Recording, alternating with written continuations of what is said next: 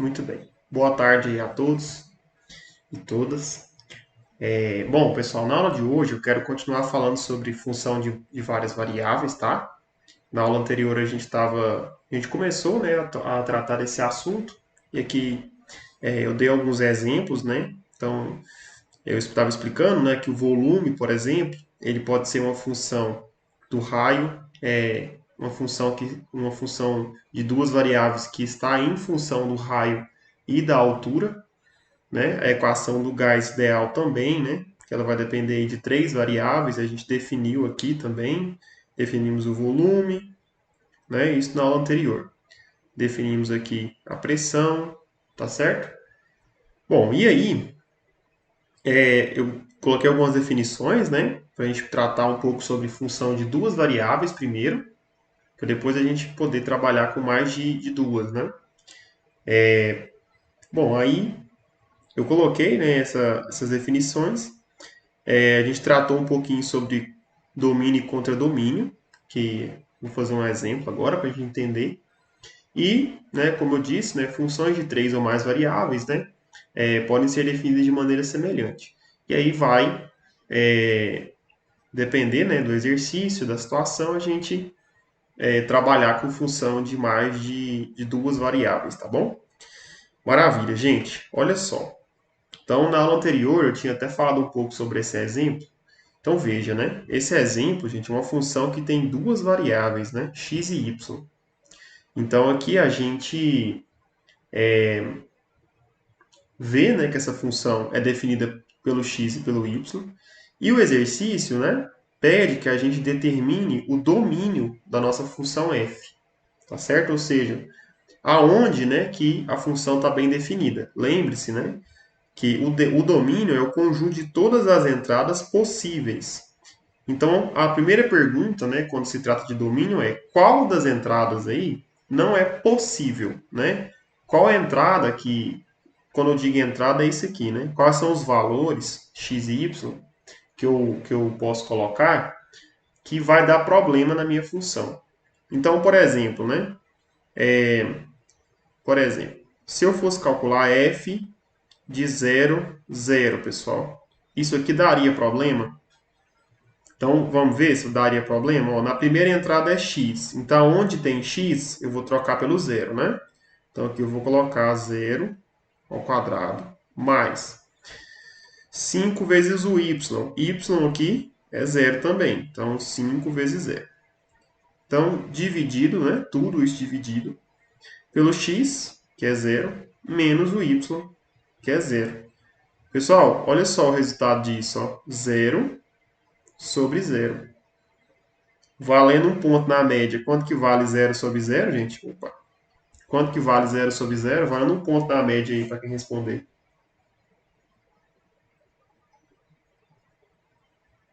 Nossa, ninguém quer ganhar um ponto. Nossa, gente, vocês estão bem demais, hein, cara? Ninguém quer ganhar um ponto? Ô, louco, não acredito não. Vocês estão aí, gente? Não é possível. Zero. Zero, kkk. E aí, cadê? É zero, gente? Zero sobre zero é zero? Ana Lara. Será? Mais algum chute, gente? Mais nenhum?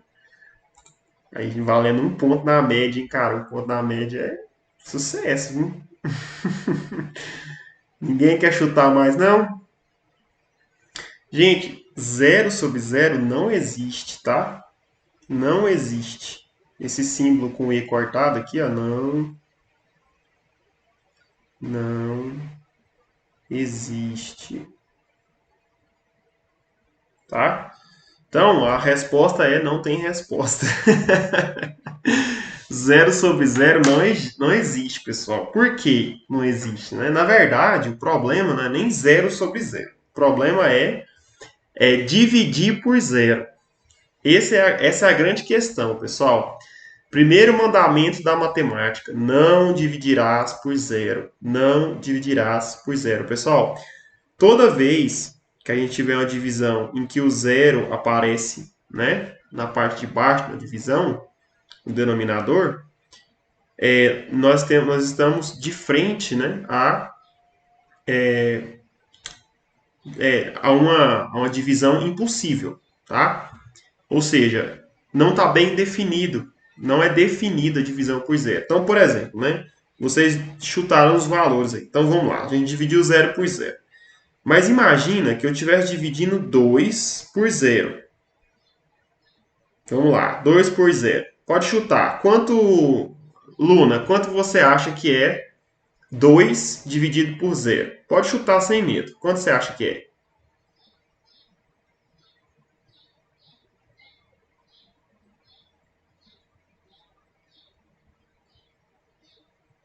Pode chutar, chuta aí, cadê? Senão a Ana Lara chuta aí, pode chutar. Não existe. Mas se você fosse chutar um valor, tá? Vocês já entenderam que não existe, mas agora eu quero que vocês entendam o porquê. Se você fosse chutar um valor entre, sei lá, se você fosse chutar 2 dividido por zero é zero ou é um?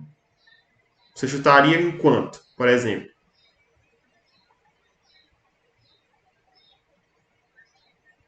Chutaria zero? Então vamos dizer que é zero, tá? Por que que vai dar errado, pessoal? Olha só, o zero ele está dividindo, né? Então eu posso passar ele para o outro lado, multiplicando. Digamos que eu possa. Então olha só, 2 ficou igual a zero vezes zero. Isso aqui, pessoal, não dá, né? 2 não é igual a zero, né? Então, como 2 não é zero, não interessa o valor que você põe aqui. Ó. Se você pôr um valor A qualquer, não interessa qual que seja. No final vai ficar A vezes zero, que é zero. E o 2 igual a zero é uma falsidade, uma tautologia. Isso não existe. Por isso que a divisão por zero ela é impossível, né? Mas é claro, né? A gente pode trabalhar com limite. Lá no cálculo um, vocês viram isso. Que quando a gente tem algumas coisas assim, dá para fazer limite, enfim, né? Analisar usando limite. Mas ok, então divisão por zero não existe. Então tá claro isso. Por isso que aqui dá problema, né? Por quê? Porque o denominador aqui é zero. Se o denominador é zero, aí, meu amigo, não vai, né? A função não está bem definida. Ou seja, zero zero não é um valor possível.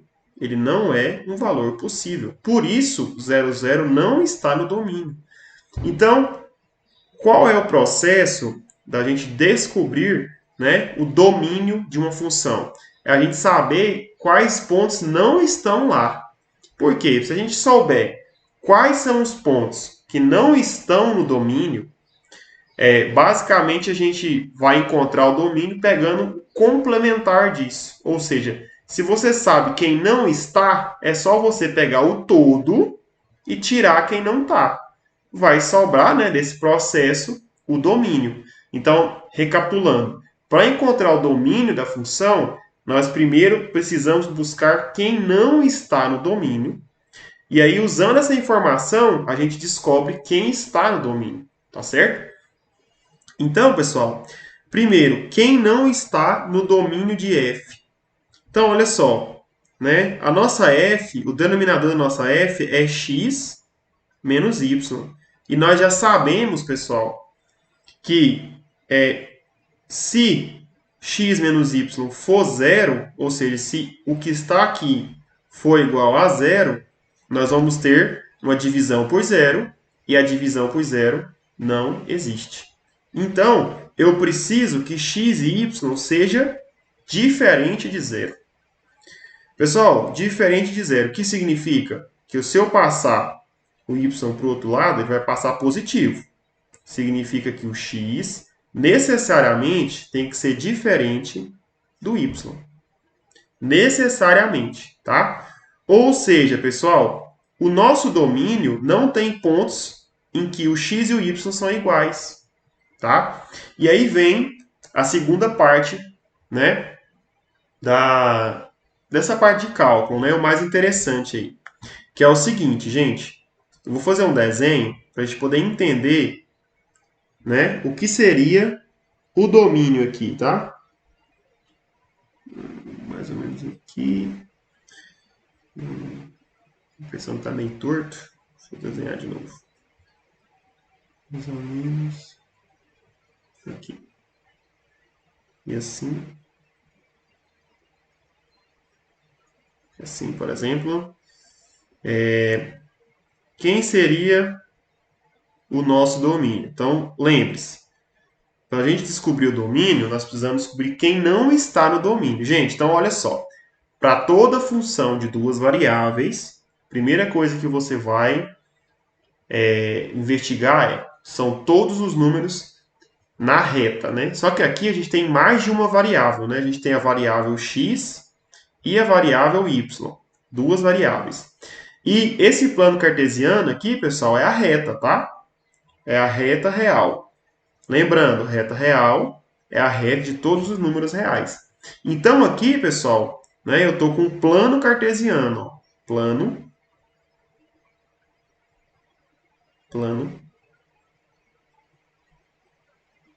cartesiano. Tá? Esse aqui é o plano cartesiano. O plano cartesiano, a gente também representa ele como assim, ó, a reta vezes a reta, tá? Ou que a gente chama de produto cartesiano, tá, pessoal? Produto cartesiano. Então, esse aqui costuma ser chamado de produto cartesiano.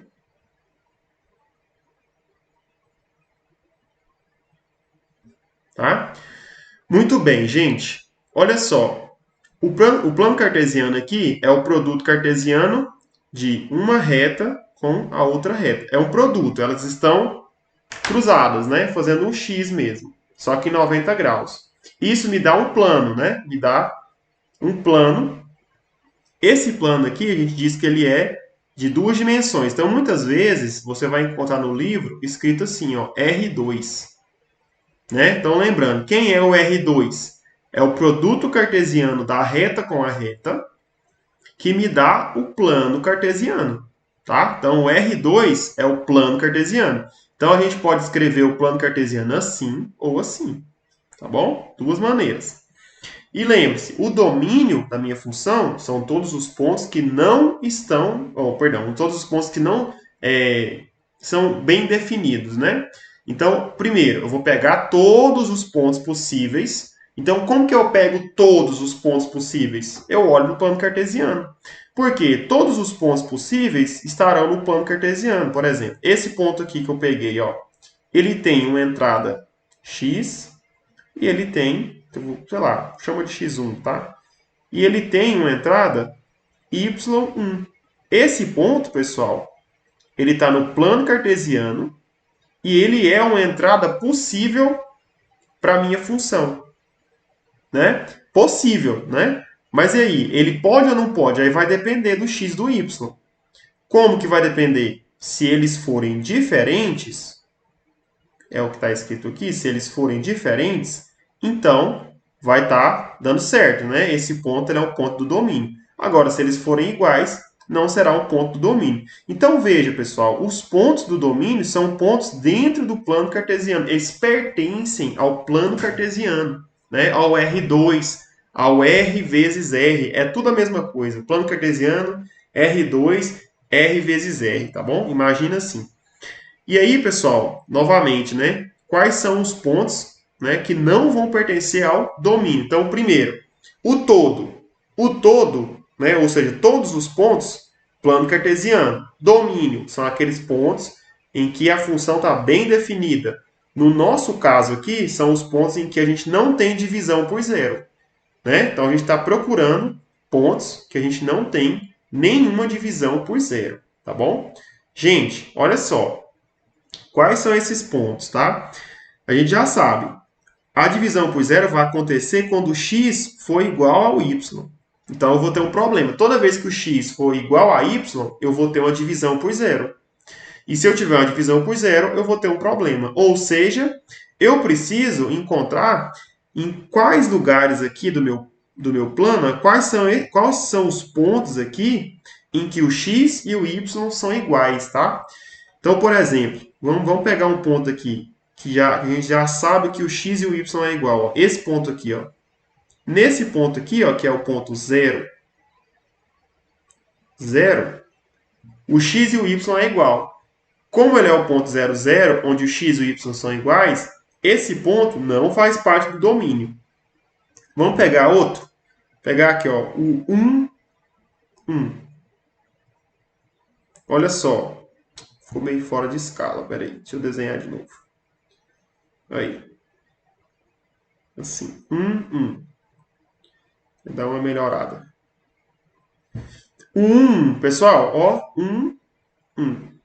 Ou seja, o x é igual ao y. Ou seja, esse ponto não faz parte do domínio. Por quê? Porque quando o x e o y são iguais, eu divido por zero e aí é problema, tá? Pessoal, se eu repetir o raciocínio vai valer para 2 e para 2. Vamos dizer que o 2 está, enfim, está por aqui, assim, o 2, né? Vai valer um pouquinho mais para cima aqui nesse ponto. 2, 2. Depois, 3, 3. Depois, 4, 4. Ou seja, pessoal, todos os pontos que estão sobre a reta. Qual reta? Essa reta aqui. E essa reta, pessoal, ela tem uma equação. A equação dessa reta aqui é y igual a x. Certo? Então, gente, os pontos que não fazem parte do domínio são todos os pontos que estão sobre essa reta. Todos os pontos que estão em cima dela. Então, se eu tenho um ponto que não está em cima dessa reta, esse ponto faz parte do domínio. Ou seja, se eu pegar um ponto aqui, ele faz parte do domínio, porque ele está fora da reta. Se eu pegar um ponto aqui, ele faz parte do domínio. Por quê? Porque ele está fora da reta. Se eu pegar ele aqui embaixo, faz parte do domínio, porque está fora da reta, e assim por diante. Então, o domínio, né? Vamos para finalizar, né? O domínio da minha f é quem, né? São todos os pontos. Então, como eu escrevo isso? Ó, são todos os pares aqui, ó, x e y, que pertencem ao R2. Pode escrever R cartesiano R também, tá? Pode escrever assim, ó, R cartesiano R. Então, são todos os pares que estão aqui nesse plano cartesiano que eu desenhei, tais que, pessoal, ó, ponto e vírgula, tal que, viu? Muitos livros trazem assim também, ó, barrinha, tal que, tá bom? Então, ó, ponto e vírgula ou barrinha. São todos os pontos, se lê assim, ó, todos os pontos que pertencem ao R2, tais que x é diferente de y. Pronto, esse é o domínio da nossa função f. Acabamos de calcular. Então, pessoal, o problema, né, é a gente entender o que significa, né, essa questão do domínio. Então, toda vez que a gente tiver uma função, para a gente saber o domínio, a gente precisa primeiro saber aonde que ela dá errado. A gente tem que saber onde dá errado. Sabendo onde a função dá errado, a gente consegue calcular o domínio, que é justamente aonde ela dá certo, tá bom? Pessoal, para finalizar esse exemplo, né, a gente tem que calcular f de 1 e de menos 2, tá? Então, vamos calcular isso, ó. F de 1 e menos 2, né? Então, vamos lá na formulazinha. Olha só, 3x², pessoal. Então, vai ser aqui, ó. Vou apagar um pouco desse negócio aqui. Aqui vai ser 3 vezes o x, primeira entrada aqui, ó. Então, aqui vai ser 1², tá bom? Mais, aí volta na função aqui, mais 5 vezes y. Então, 5 vezes y. Y é segunda entrada, ó, menos 2. Tá bom? Tudo isso dividido por x menos y. Então, quem é x aqui? 1. Quem é menos y? Menos 2. Pessoal, muita atenção na hora de colocar o sinal, tá? Por quê? Porque tem o menos. Veja bem, tem o menos da função e tem o menos do y aqui, tá? Então, junta dois menos, vira mais, tá bom? Então, esses dois menos aqui vira mais. Pessoal, vamos resolver? temos aqui 3 vezes 1. Por que 3 vezes 1? Porque 1 ao quadrado é 1. Pessoal, 3 vezes 1 é 1, então não vou escrever, tá? Então fica só 3. Mais, será que é mais mesmo? Veja bem, ó. Mais com menos, pessoal, é menos. Então aqui vai ficar menos. 5 vezes 2, 10, tá bom? Tudo isso dividido por 1 mais 2. Pessoal, continha básica. Eu tenho 3, ó, 3 positivo, mas eu devo 10, então eu devo 7, né? Se eu pagar a minha dívida com os meus 3, fico devendo 7. Dividido por 1 mais 2, 3. Ou seja, f de 1 e menos 2 é igual a menos 7 sobre 3. Beleza? Pessoal, resolvemos, né? Resolvemos o nosso exemplo aí. Queria que calculasse o domínio, calculamos. Queria que avaliasse a função em um ponto, avaliamos aí, temos o resultado. Maravilha? Agora vamos para uma outra funçãozinha. Essa aqui é mais fácil. Por que é mais fácil? Mesmo tendo 3 variáveis, o domínio é mais fácil de determinar. Por quê, pessoal? Olha só. Novamente, né?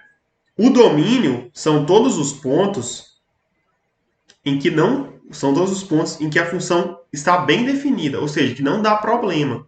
Mas veja, essa função nossa aqui, ó, não tem como ela dar problema em nenhum lugar, né? Por quê? Porque eu não tenho divisão, né? Não tem que avaliar aqui, se tivesse um x aqui, 2x, por exemplo, 2x mais y. Aí eu teria que pensar se estiver dividindo aqui, né? Mas não tem. Não tem raiz, né? Que é outro lugar que dá problema. Por que raiz dá problema?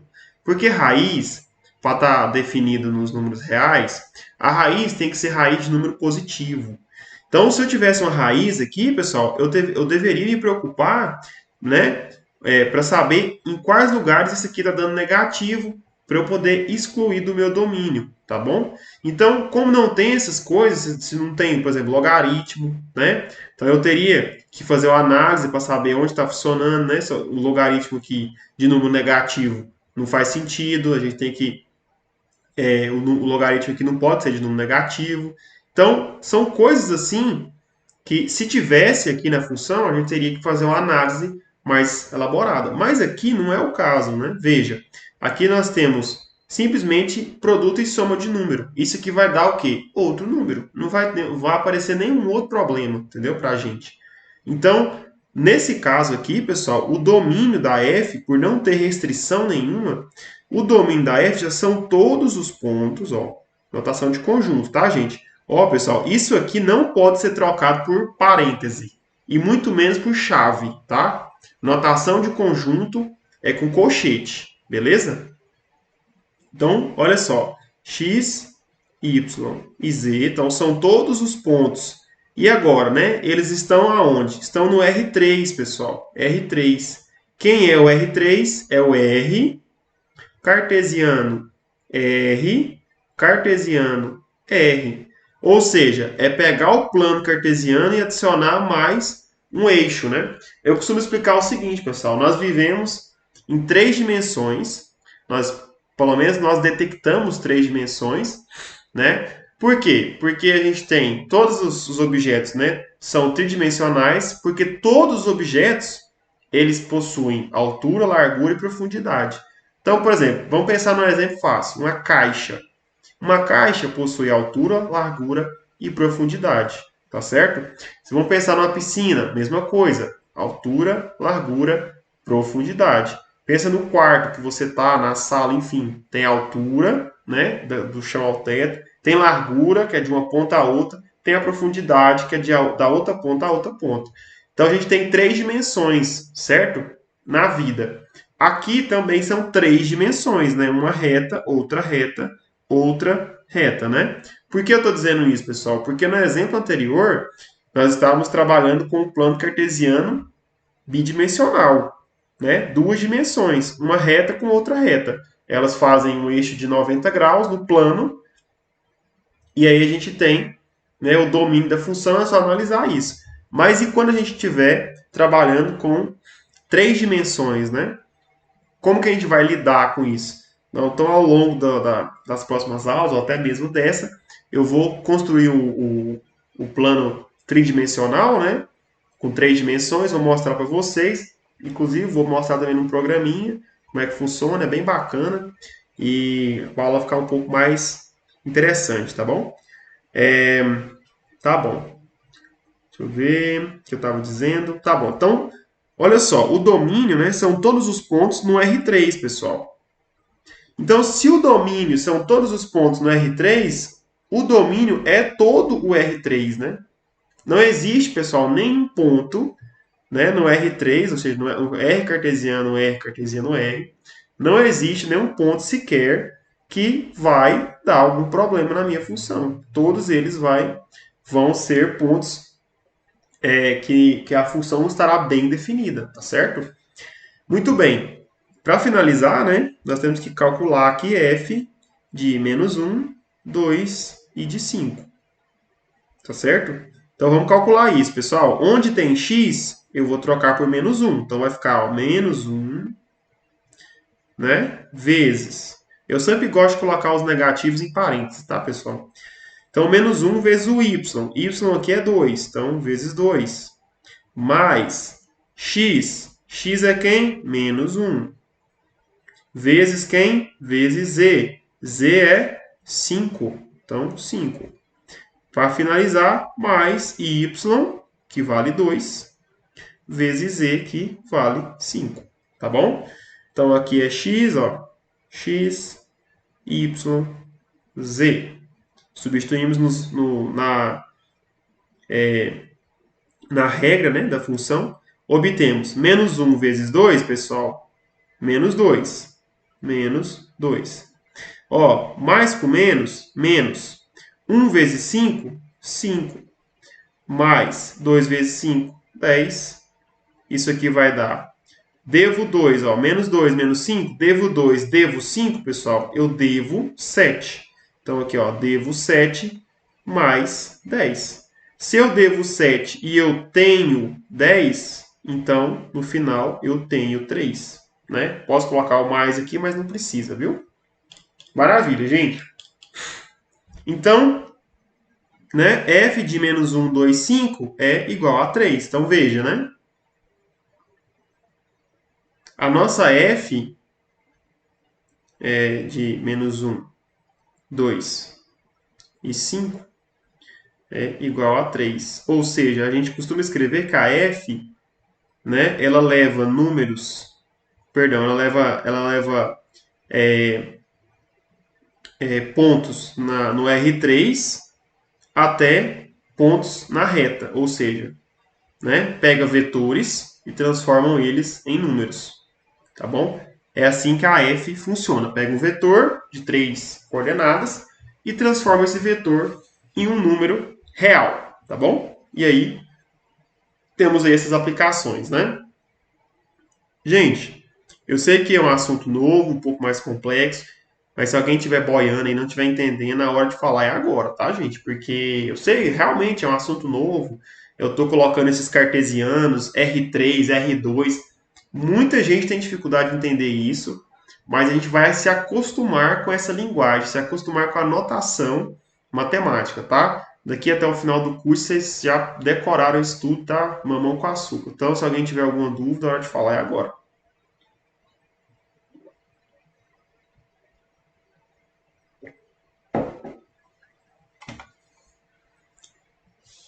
Então, beleza. Oi. Qual que você quer? Ah, esse mesmo exemplo? Tá, olha só. Essa função, você viu que é uma função de 3 variáveis, né? Entra x, y e z. Tá bom? X, y, z. E aí, essa função ela tem uma regra. Olha só a regra. A regra é assim, ó. Pegue o segundo, multiplique. Pegue o primeiro, multiplique com o segundo. Soma com o primeiro vezes o terceiro. Soma com o segundo vezes o terceiro. Tá vendo? Essa é a regra da função. Então, se eu colocar um número aqui, ó, 1, 2, 3, por exemplo, 1, 2, 3. Então, a regra da função diz: pegue o primeiro, multiplique com o segundo, some com o primeiro e multiplica com o terceiro e some com o segundo vezes o último, que é o terceiro. Então, essa é a regrinha da função. A função ela tem essa regrinha. E aí a gente precisa descobrir o quê? O domínio. Né? O domínio. Vamos voltar aqui. Ó. O domínio, bem aqui, é o conjunto de todas as entradas, pessoal. Ou seja, todos os números possíveis, tá? Todos os números possíveis. Mas lembre-se, nós estamos falando de uma função de 3 variáveis. Então, as entradas, elas são dadas assim, ó. Com sempre 3 números. Sei lá, 1, 3, 4 é uma opção. 2, 5, 7 é outra opção. Tudo isso aqui são opções, ó. Vamos chutar aqui. Menos 1, 0, menos 10 é uma opção. São todas opções. Então, todas as entradas possíveis, ela tem sempre essa carinha aqui, ó. X, Y, Z. Ou, não quero X, Y, Z. Pode ser outra letra. A, B e C. São sempre 3 números, pessoal. Pode ser negativo, positivo, muito grande, muito pequeno, tanto faz. Pode ser 0, tanto faz. Então, essa função aqui, que a gente está trabalhando, essa função ela tem 3 entradas, 3 números sempre. E a regra dela é essa que eu falei. Pega o primeiro, multiplique com o segundo. Some no primeiro vezes o último. E vai somar mais uma vez com o segundo vezes o terceiro. Tá bom? Essa é a regra.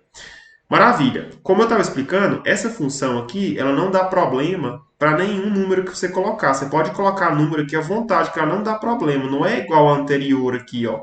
Nessa aqui, dava problema quando a gente colocava x e y iguais. Por quê? Porque quando eles forem iguais, isso aqui dá zero. E se der zero, eu divido por zero. E dividir por zero não pode.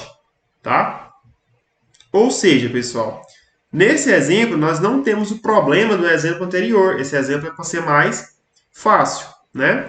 Por quê? Porque para dar problema, como eu disse, se tivesse uma divisão, se tivesse raiz, se tivesse logaritmo, tudo isso daria problema. Mas aqui não é o caso, né?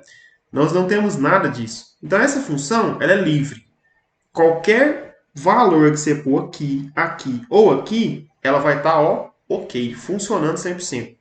Agora, eu estava explicando um pouco sobre o R3, né? Falei um pouco sobre o R3. Então, o que é o R3, né?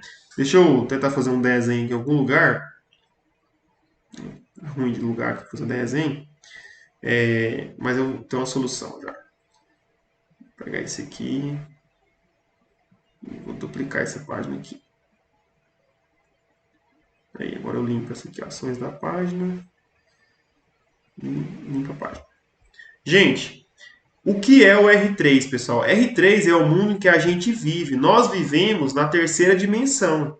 Ou seja, nós temos altura, largura e profundidade, tá? Pensa assim, altura, largura e profundidade. Então, deixa eu ver se eu consigo fazer o desenho aqui de um jeito satisfatório, né?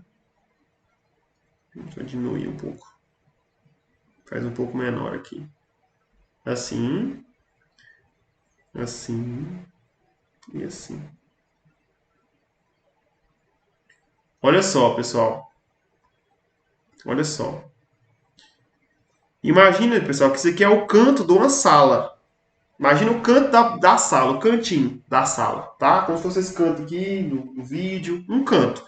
Se você olhar no cantinho da sala, você vai ver exatamente uma linha se encontrando com outra linha aqui, se encontrando com outra linha aqui. Elas se encontram, as três, tá? E no ponto em que elas se encontram, a gente vai chamar de origem, tá bom? No caso de duas dimensões, como a gente sempre trabalhava, nós tínhamos aqui um eixo X e um eixo Y. Então imagine que esse aqui é o chão da sala, tá? É o plano mesmo, o chão. Tá bom? O chão da sala. Pessoal, o que está no plano, o que está no chão, entre aspas, ele não tem altura. Mas quando a gente adiciona uma terceira dimensão, que a gente chama de Z, é como se a gente estivesse subindo tudo que está no chão, né? E agora, qualquer ponto que a gente tomar vai ter 3 dimensões. Então, por exemplo, Se eu olhar para um ponto, antes de eu desenhar o ponto, se eu pegar um ponto assim, ó, pega aqui, aqui e aqui. Por exemplo, o ponto 1 e 1. Então imagine que você pegou aí uma régua e você mediu a partir do canto da sala que você está, enfim, que você mediu aí 1 centímetro em uma das paredes, 1 centímetro na outra parede e 1 centímetro subindo. Quando você fez isso, você acabou de determinar um ponto. Olha só esse ponto, ó. Vamos lá, vamos pegar ele aqui. Esse ponto, ele é dado assim, ó. No chão, você andou para cá, mas você subiu 1 centímetro, né? Então, subir um pouco menos. Passa esse 1 para cá. Olha só. Você subiu 1 centímetro. Tá certo? Então, pessoal, esse ponto aqui agora, ele tá voando. Vocês concordam comigo? Ó? Vai no canto da sala, bem no cantinho. Bem nesse cantinho aí, na parede. No cantinho que tem 3 paredes aí. 2 paredes se juntando, perdão. Pega nesse cantinho, mede 1 centímetro para cá, mede 1 centímetro na outra parede e mede 1 centímetro subindo. Pessoal, esse ponto, né, ele vai estar descolado da parede, voando mesmo, né, flutuando esse ponto. Esse ponto é fora da parede. Por quê? Porque a gente pegou um ponto que está a 1 centímetro de altura, mas ao mesmo tempo ele está afastado do canto da parede, tá? Pessoal, isso é o R3. Imagina que isso é o R3. Essa é a terceira dimensão, né? Altura, largura e profundidade. Então aqui seria a altura, aqui seria a largura e aqui seria a profundidade, tá? Claro, aqui a gente está fazendo um desenho, né? Em desenho a gente está meio que representando o mundo tridimensional em 2 dimensões. Mas pelo desenho a gente consegue enxergar, entendeu? Se tiver ruim de entender, vai no canto da parede, faz esse processo, tenta enxergar no cantinho da parede esse ponto, tá? Então aqui, né, essa função ela está no R3, né? Porque ela pega sempre uma altura, uma largura e uma profundidade, ó, tá vendo? Uma altura, uma largura, uma profundidade, sempre. E ela faz um cálculo com essas coisas, ó. Com essa fórmula aqui, ela faz o cálculo. Então é por isso que o domínio dela é o R3, né? Por quê? Porque é altura, largura e profundidade. Porque são 3 entradas. Então é R3. Se fosse 2 entradas, R2. Se fosse 10 entradas, R10. E assim por diante, tá? Ah, professor, existe o R2, 3, 4, 5, 6, sim. Existe todas as dimensões que você quiser. É claro, para a gente enxergar, nós enxergamos só até a terceira dimensão. A quarta dimensão em diante, a gente não enxerga mais. Mas isso não impede a gente fazer conta. Porque para fazer conta, a gente não precisa ficar fazendo os desenhos. É só fazer as contas mesmo. Então, o que a gente fez? Determinamos que o domínio é o R3 todo. São todas as 3 dimensões. Por quê? Porque essa função aqui não dá problema. Não dá problema em nenhum ponto. Nenhum ponto que você tomar, ela vai encontrar um problema. E para finalizar, nós calculamos o f de menos 1, 2, 5, ou seja, onde aqui é x, aqui é y, aqui é z, ó. Então aqui nós substituímos, ó, x e y, né? Essa aqui, x, z, e aqui por fim, y, z, ó. Veja, x vezes y está aqui. Y vezes x vezes z está aqui, né? X vezes z e y vezes z está aqui. Então, só fizemos a conta, né? Então, menos 1 vezes 2, menos 2. Menos 1 vezes 5, menos 5. 2 vezes 5, 10. Fizemos a continha, ó. Devo 2, devo 5, devo 7. Então, para finalizar, né, ficou menos 7 mais 10. Então, devo 7, tenho 10. Isso aqui me dá 3. Ou seja, f de menos 1, 2, 5 é igual a 3. Tá certo? E essa f pega vetores, pega pontos no R3, que é chamados de vetores, e levam na reta, ou seja, leva em números. Então ela transforma vetor em número, tá? Essa é a ideia da função. Uma função de 3 variáveis aqui no caso, tá certo? Vocês deu para entender, pessoal? Eu sei que parece um pouquinho difícil, mas não desanima não, gente. Ó, com o tempo as coisas vão ficando melhores, tá? Vocês vão entendendo mais, a coisa vai ficando mais óbvia. À primeira vista, tudo parece muito difícil, mas não se assuste, pessoal. Nós vamos superar isso aqui, tá?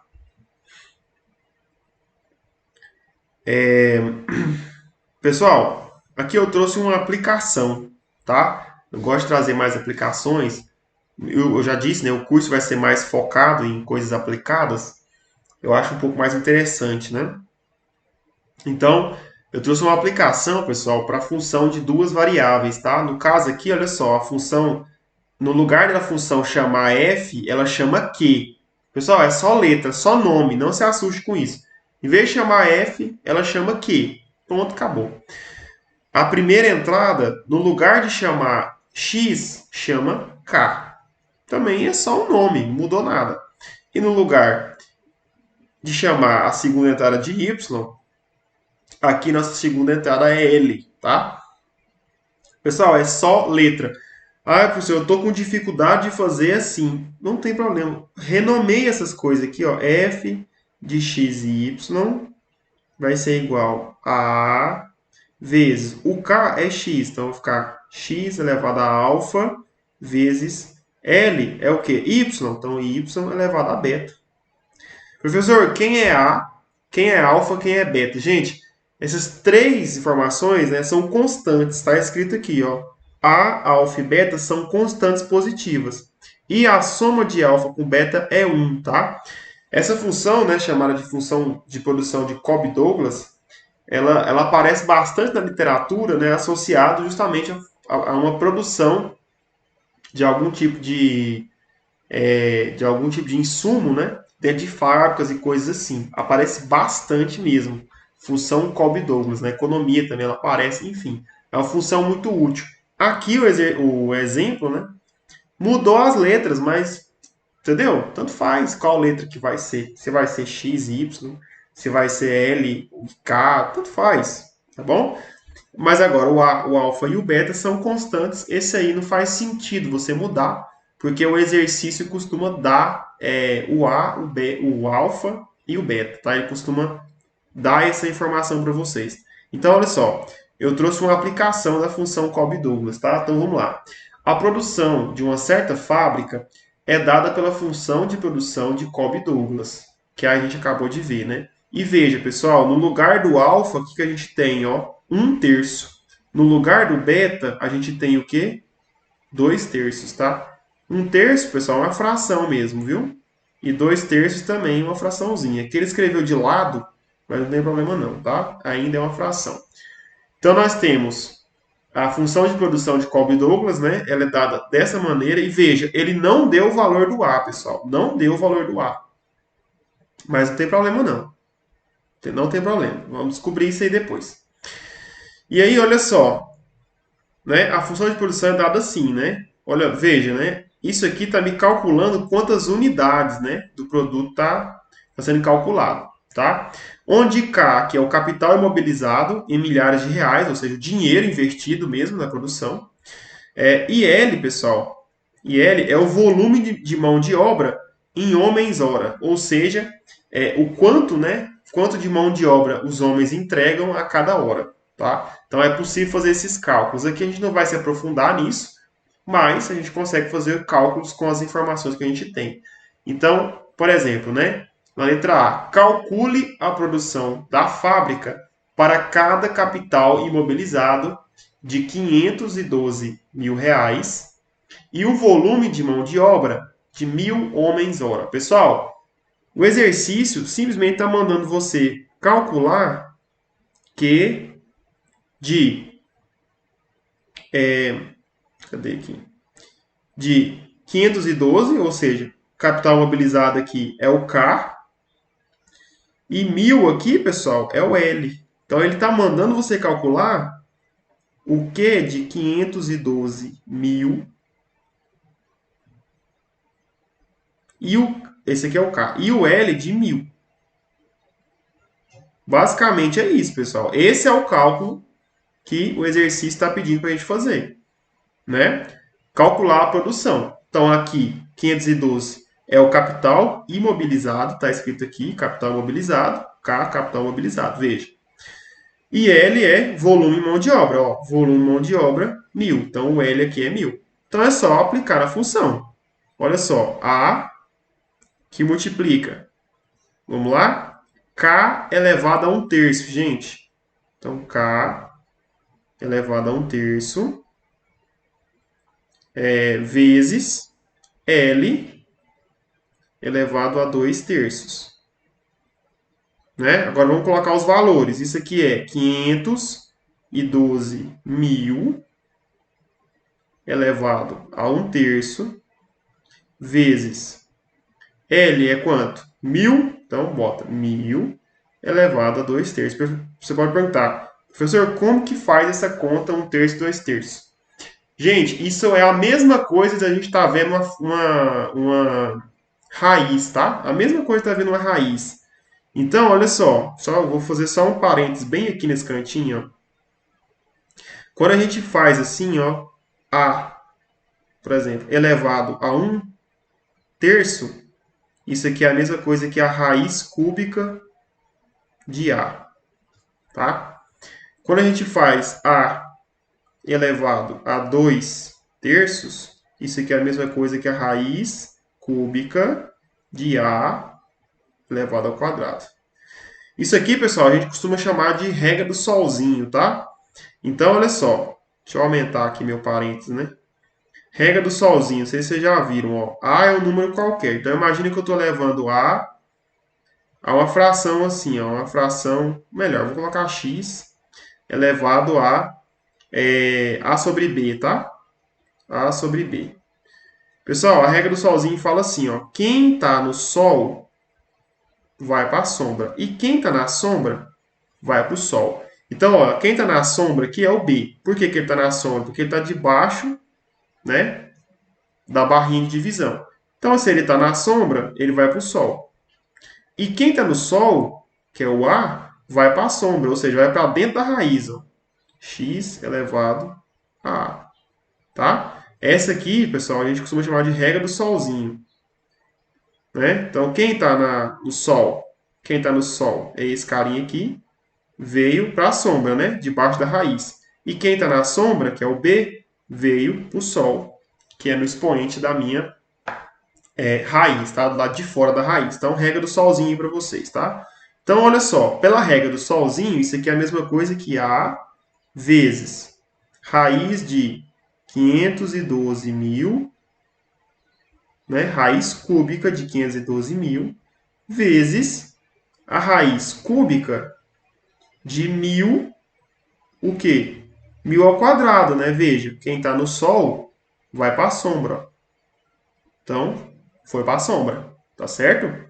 E aí, é só fazer a conta, né? Então, aqui, ficaria A vezes. Aí, tira a raiz cúbica disso, né? Faz na calculadora aí depois, se vocês quiserem. E no final, eleva o 1.000 ao quadrado, né? Então, eu posso colocar isso aqui tudo numa mesma raiz. Fica a raiz cúbica assim, ó, de 512.000 vezes. Pessoal, 1.000 ao quadrado é 1.000.000, tá? Então, 1.000.000. 2, 3, 4, 5, 6. Eu não faria a conta com esse tanto de zero, né? Eu simplificaria para ficar assim, ó. Raiz cúbica de 512 vezes 10. Aí aqui eu contaria os zeros, ó. 1, 2, 3, 4, 5, 6, 7, 8, 9. 10 elevado à nona. Pronto. Aí aqui eu já posso calcular, ó. Aí aqui a raiz ficaria raiz cúbica de 512. Aqui eu quebrei a raiz, gente, ó. Vezes a raiz cúbica de 10 elevado à nona. Né? Isso aqui ficaria A. Aí raiz cúbica de 512. Se eu soubesse de cabeça seria bom, né? 25 vezes 25 dá, não, dá muito. 12 vezes 12, 144. Não sei de cabeça não. Mas depois põe na calculadora e descobre. 512. 512. Raiz cúbica de 512. Vezes 10 elevado a... Aí, no caso aqui, né? Usa a mesma regra do solzinho. Ao contrário, né? Ficaria 10 elevado ao cubo, né? Só fazer a mesma regra, pessoal. Ó, tá dentro da raiz, ó, tá vendo? Aqui dentro vai sair 10. Aí, em vez de ficar o 9 ficar na sombra, ele vai para o sol, entendeu? E o 3 que está no sol aqui, ó, vai para a sombra. Ou seja, 10 elevado a 9 sobre 3, 9 sobre 3, 3. Tá? Então, aí depois calcula a raiz cúbica de 512 aí e mata o exercício. Letra A, né?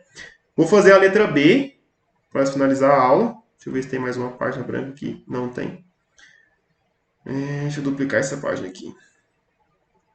Duplicada. Aí. Só editar a página, limpa a página. Gente, eu sei que o cálculo pode não ter parecido muito simples, mas veja, né? No fundo, o que a gente fez mesmo foi simplesmente colocar esse lugar aqui, esse valor no lugar do K e esse valor no lugar do L. Nós fizemos mais nada, pessoal, nada. Essa regra do solzinho aqui ó, é ensino fundamental. Eu sei que muitos não lembram, mas a regra do solzinho é muito útil. Viu? Já me salvou até em prova isso aqui, quando eu fazia faculdade.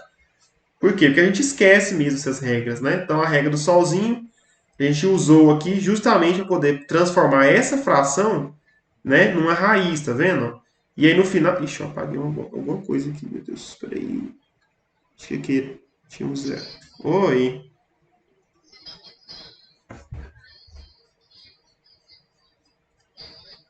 Oito. Vou confiar no C, hein? Vou fazer essa conta, não. 8 vezes 10 ao cubo. Beleza, gente. A colega aí já deu o grito, já avisou que é 8. 8 vezes 8, 64. 64 vezes 8, deve dar 512 mesmo. Beleza. Então, gente, a letra A morreu. Agora vamos na letra B, né? Depois vocês refaçam essa conta aqui com calma, tá, gente?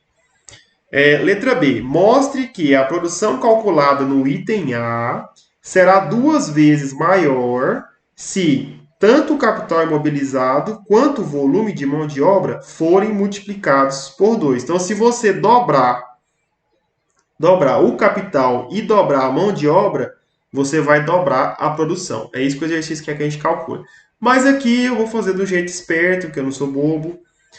Eu vou pegar de novo aqui o Q, né, que é a forma da produção Cobb-Douglas, né, que é A vezes K elevado a 1/3 vezes L elevado a 2/3. Gente, ele quer que a gente dobre a produção, né? Mostra que a gente vai dobrar a produção, dobrando o capital investido e o número e a produção de homens hora, né?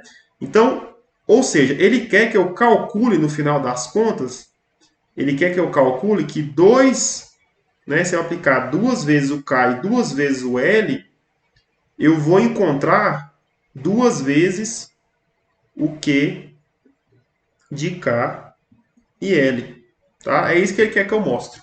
Né? Então, eu quero mostrar isso aqui, tá, pessoal? É isso aqui que eu quero mostrar. Então, deixa eu circular isso aqui, né? Escrever isso. E quero mostrar, né? Então, vamos fazer isso. Quero mostrar.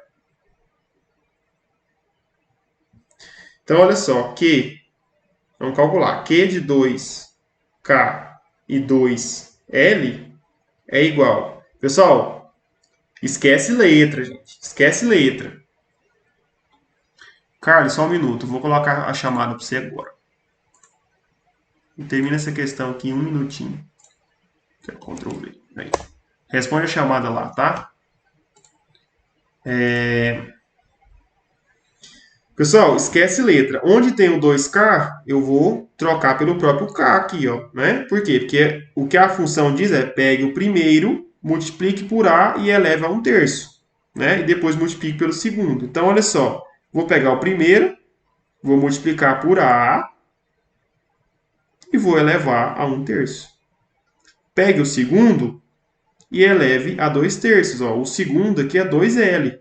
A segunda entrada, né? Então, pega a primeira entrada, multiplique por A e eleve a 1/3. Pega a segunda entrada multiplica pela primeira conta que você fez e eleva a 2/3, né? Então, isso aqui vai dar o quê, gente? Ó, eu vou usar a regrinha assim, ó.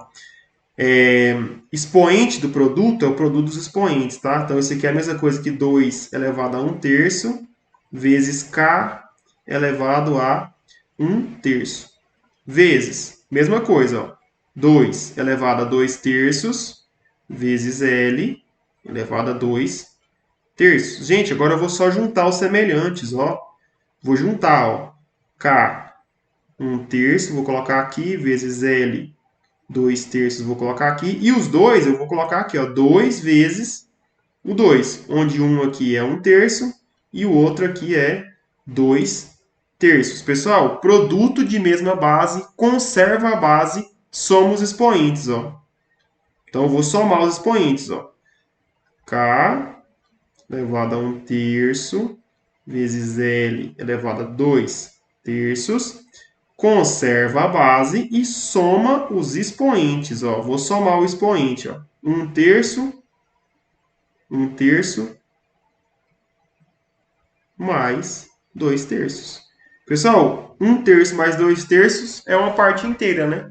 Uma parte mais duas, uma parte de 3 mais duas partes de 3 somou tudo, dá 3 partes de 3 dá 1/3, né?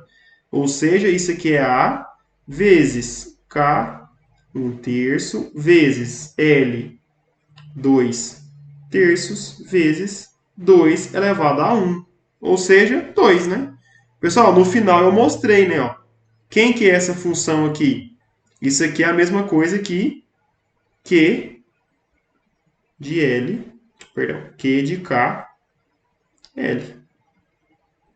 Q de KL. Ou seja, eu mostrei que Q de 2K, 2L é igual a 2 vezes Q de K e L, tá? Por quê? É só pegar esse 2 e passar aqui para frente, né?